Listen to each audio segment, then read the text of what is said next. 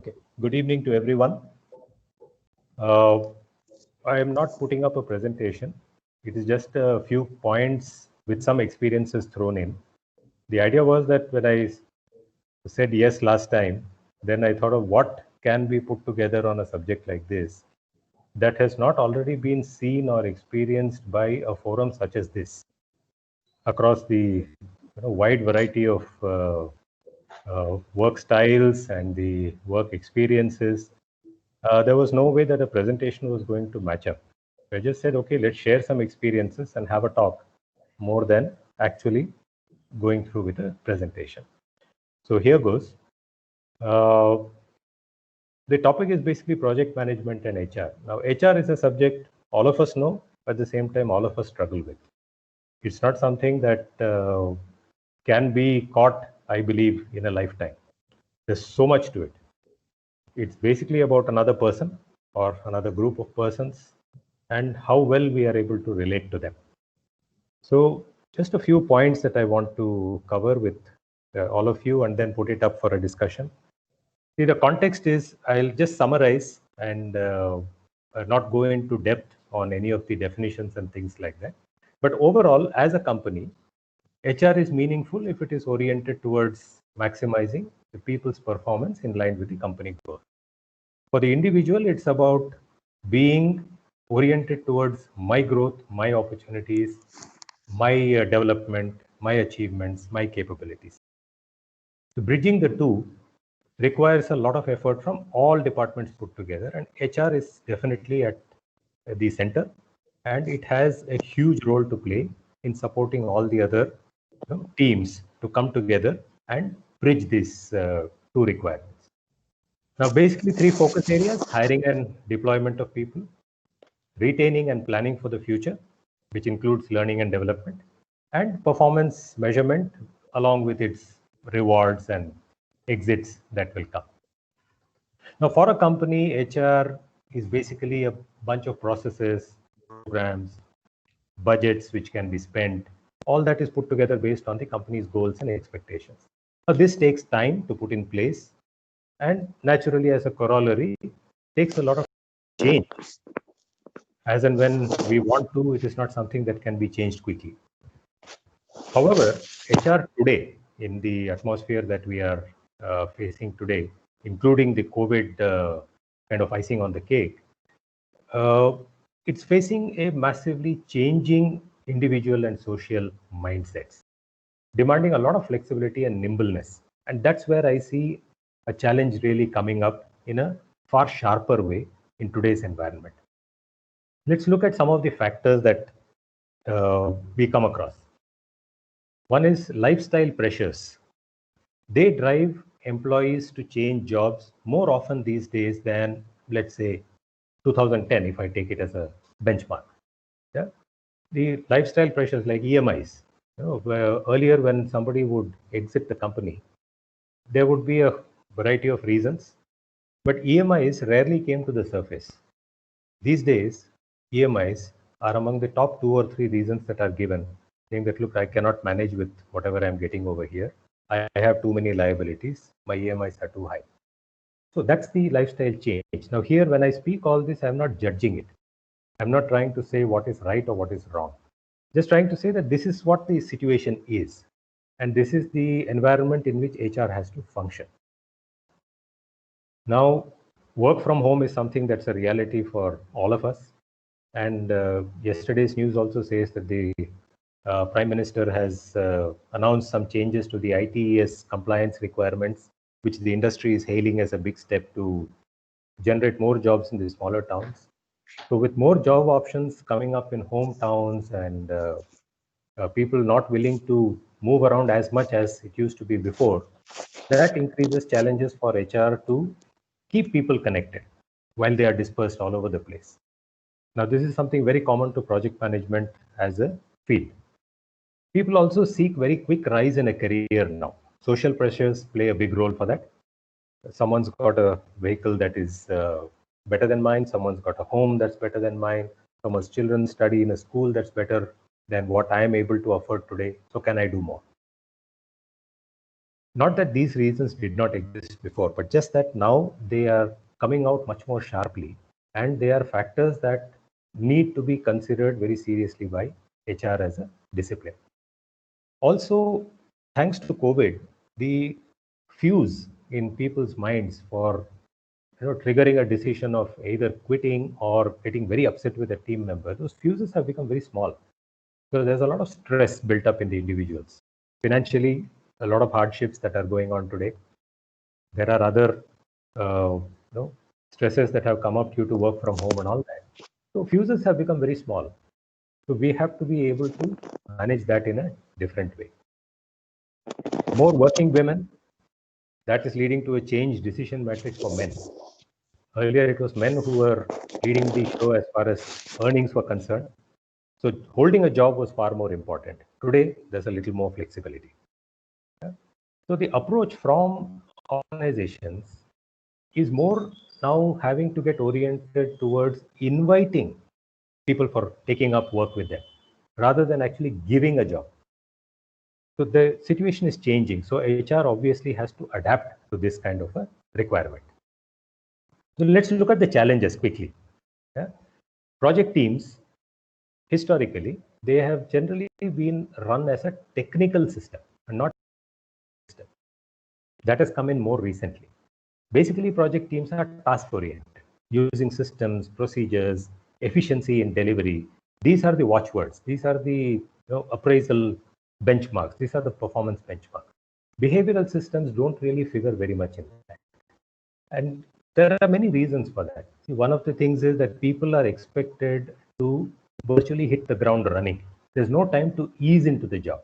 For project management, typically, as a PMC, I would say it is a service business. Even for own project teams, they are servicing internal clients. So it's a service business in general. And people are expected to simply get into the job and start off quickly. So HR, managing the human side, not always a high priority. Moreover, project teams are made and unmade very frequently. For example, if a project is 1 year in duration, barely maybe 25 to 30% of the team will stay from beginning to end. The rest come and go. So the challenge is how to generate teamwork and commitment to the goals.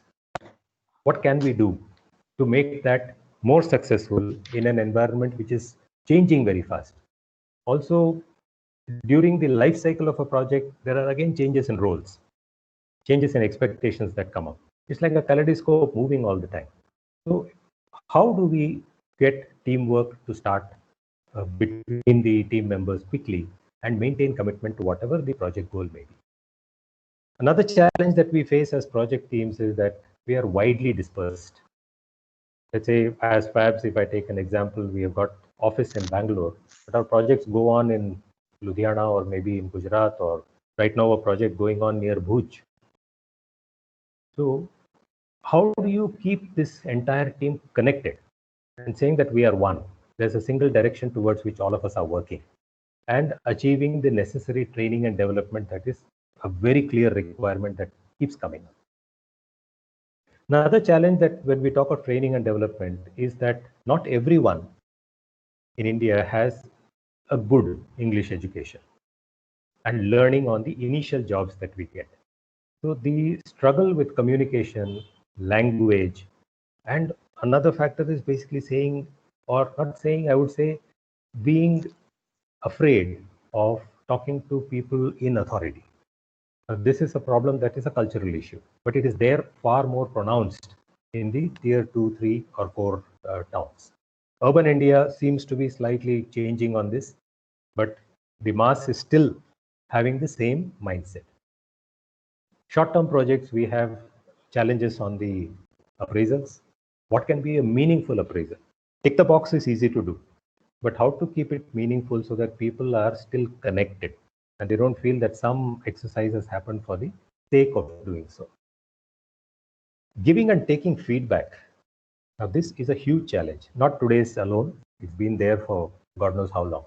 I think people would more happily face a lion in the forest than actually go out and give feedback to a team member that he or she is not doing too well.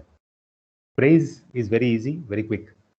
But telling them where they need to make changes in order to support the team and take it forward is a huge, huge challenge.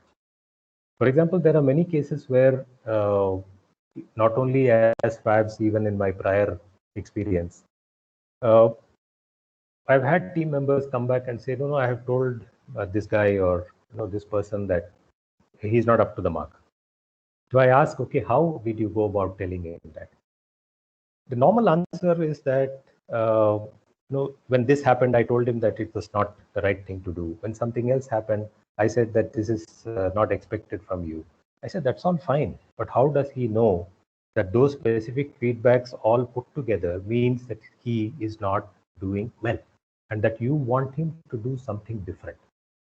Have you sat with that person and said, look, these are the gaps and this is what I expect you to do? Normally the answer is no. And that's where I feel there is a gap in how we can encourage the senior people to give and take feedback. Yeah. I'll also share an example from another of my previous experiences. Yeah, on one of the projects, Dr. Jessima will be familiar. This was on CHPL doctor. So there, I had gone in for a specific assignment where the customer was someone who did not really listen to anybody. And me and my team, we had literally stepped into fire, where morning, evening, afternoon, it used to be just a shooting session. And we had not known what the history of the project was. And therefore, we were really under pressure. But finally, we discussed internally how to give this feedback to the client. He's not listening to anything. So it turned out that the best way, which also was successful, was that we just told him, look, for the next 4 weeks, please leave us alone. Yeah, you have deadlines that you want to meet during these 4 weeks also. You allow us to tackle it. During these 4 weeks, don't come and ask us every day on why this has not happened, why that has not happened. We will do whatever is necessary to catch up and then come through at the end of 4 weeks. We didn't expect him to say yes, but to our surprise, he just kind of considered it and said, okay, I understand what you're saying.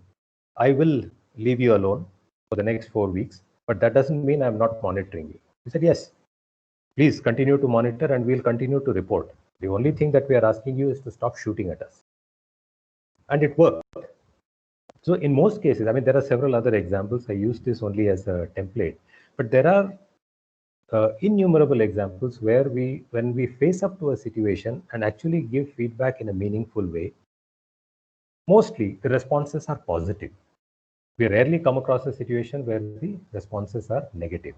But then these are different experiences, and I would request the forum to talk about it when I finish. Senior team understanding, the other challenge is the senior team understanding the risk to the project or the company due to HR issues. I have not seen too many risk matrix plans, risk matrix documents having HR issues as a risk point, as something that needs to be transferred from a high risk to a low risk, and what steps need to be taken for that. This is done at the highest level when the project is being set up by the company, but at the operational level, I rarely have seen something like this come up. And now, thanks to COVID, financial stress has created massive mental strain for people. And I'm sure we are going to be dealing with this situation for the next few years at least. So how should HR adapt to this situation is also a subject that I would request for a lot of points and wisdom to be shared. What are the possibilities coming out all this or going ahead? So some thoughts I just want to throw in front of all of you for your review and comments. One thought, some of it might sound a little out of the way, but I'll still put it across. One thought is to move away from annual reviews, performance reviews, and get in for assignment based or quarterly reviews with the goals and target setting, because our assignments on projects are not always long term. We have long projects, large projects. Yes, there the possibility of the regular system can be done. But for other projects, maybe we can look at this. But the con side is that we need big time commitments from the team to exchange information, to talk about what is happening and what's happening right and what's not happening right. Yeah. Other thing that could be talked about is to rethink the concept of employee growth within the team. One example, let's say someone, we have a vacancy for a project manager that's coming up. Yeah? Could we look at formally announcing the vacancy within the company? It does happen on the larger corporations, I am aware of that, but maybe the other companies also could look at this. Yeah? Evaluate people fairly so that performance comes to the front and not just number of years of experience and the technical competence alone. Yeah? Overall performance is what we should be driving for. Naturally, according to that, the comp and bench structure has to become flexible. The rigid structure would not work. But this is something that we could think about. Then continuous communication and development programs to keep remote and regional teams connected to the company as individuals. In fact, here there's an example from my own experience where on one of the projects, I had joined the company directly on site. And I neither had a visit nor had a conversation with the main office on who I was and how I was. I'd been brought in, given all the support that was necessary in terms of infrastructure, but this one small aspect was still pinching. And that made me somehow feel disconnected with the company. That look, I don't know who I'm working for. It could be X, Y, or Z. Yes, my salary comes on time. Yes, the infra is excellent, but who am I working for? But when the feedback was shared with the company, the response was very positive, and that reconnected me. So these are small things, but they affect performance in a huge way. So are there ways in which we can strengthen this, particularly in project management kind of roles, where time stress is massive, our locations are very often quite odd, the pressure from customers, both internal and external, is very often killing. Yeah? So the requirements are slightly sharper and higher in our industry. So this aspect of being connected has a bigger role to play than, let's say, in an organization where the entire team sits together in one building as one office. Yeah. Use tech more widely, that's already happening, but maybe we could do much more of that. Senior teams can look at investing much more time, which is under severe pressure as always. But still, we have to find that time to ensure upskilling of our teams. Because without that, I see a lot of challenge to giving the feeling to the team that we are with them and looking at how best we can work together for their growth along with the company's growth. And it's not just only about company goals getting met. Yeah. So there I'm looking at a way where as a leader, probably I should look at aligning myself with my team rather than looking at my team having to align itself with me. I'll give it as an example. On one of my jobs earlier, uh, I was given charge of a particular department. And there had been a lot of chaos and disturbance in that department for some time when the charge had been given to me. So the only thing that I had done was to approach that situation with a blank slate in the mind, saying that let's just go align with what is required by the people there to succeed in meeting the company's goals. Do I matter? In the beginning, probably not. Later, yes, I have a role to play. But that worked out very, very successful. Yes, there was a lot of support that I got from the senior management, and that made it successful as well. But coming out with an option of aligning with the team rather than expecting that I am the leader and they have to align with me can probably really make some changes. The other thing that I find affects people's performance, and we can look at how to change that, it is curiosity versus criticism. See, we all ask questions of our teams, of our seniors, of our juniors, but the style of asking that question very often determines how the person is going to respond, both in terms of speaking as well as in terms of action. Okay? Asking a question out of curiosity is great. The connect begins between the two people or the leader and the team. But the moment it is oriented towards criticism, we don't know which way it will go. Mostly it is negative. I'll give an example again from my own experience. All of us are familiar with Rajneesh Kohli, who unfortunately is not with us now. When he visited me first in my project, and I was running behind schedule, he didn't say much. He obviously knew the status of the project by having a look at it. But he just looked at me and said, "Oye, tu kaise karne wala hai ye?" And that's it. He did not go into asking me a series of questions or giving a whole lot of opinions on what has gone wrong. He just said, "Oye, kaise karne wala hai tu?" It was straightforward, but it also gave me a feel that as my manager, he is asking me to explain. He is giving me the chance to talk about what I am having in my mind. So I look at it as a way of asking a question with curiosity and not with an intention to criticize. Yeah?